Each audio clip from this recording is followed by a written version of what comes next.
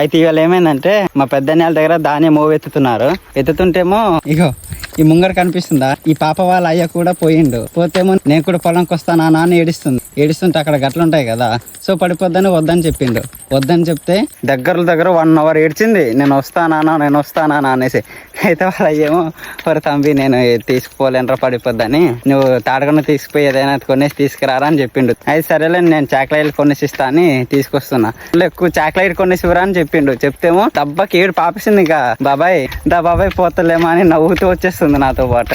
Wait ఒకసారి చూపిస్తా చూడండి ఎట్లా పరిగెడుతున్నా చూడు.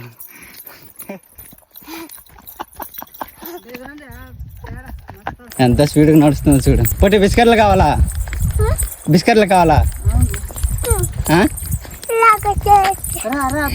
ఇలా చేసినావా? కొనివ్వను పో, నేను కొనేసివ్వను బిస్కెట్లు. నేను బిస్కెట్లు కొనేసివ్వను. నేను మన పైసలు ఎవడిస్తాడు?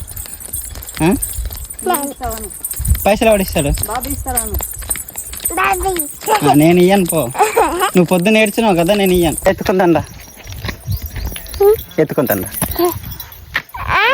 పొద్దున్న ఎందుకు ఏడ్చినా? పోతావు నాన్నతో పొలంకి. బిస్కెట్లు కావాలంటే నాన్నతో పోతావు పొలంకి. బిస్కెట్లు అంటే బిస్కెట్ల కోసం అయ్యని వదిలేస్తావా? కట్టడం వచ్చా? మళ్ళీ తీసుకుపోతుంది. అట్లా కట్టు, మెల్లి కట్టు. అయిపోయిందా?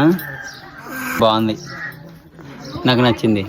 నీకు బిస్కెట్లు కొనేసి ఇస్తాను కట్టినందుకు, సరేనా?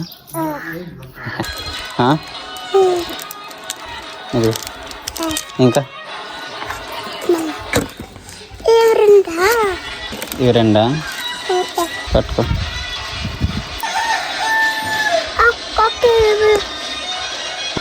ఓకే, 10 రూపాయలు ఇచ్చా. 2 బాణలు కూడా ఇచ్చా. పట్టుకో.